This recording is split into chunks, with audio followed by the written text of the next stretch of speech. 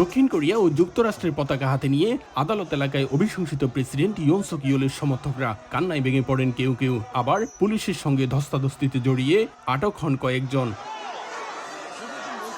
শনিবার ইয়োলকে আদালতে হাজির করে হেফাজতে রাখার সময়সীমা 20 দিন বাড়ানোর আবেদন করেন তদন্তকারীরা। এ নিয়ে রোববার আদেশ দিবেন বিচারক।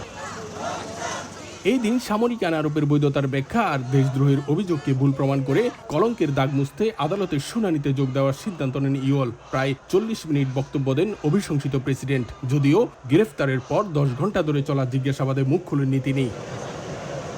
এদিকে সাংবিধানিক আদালত অভিশংসনের সিদ্ধান্ত বহাল রাখবেন নাকি ইয়ন সক ইয়োলকে প্রেসিডেন্ট পদে পুনর্বহাল করবেন তা নিয়ে এখনো সিদ্ধান্ত হয়নি।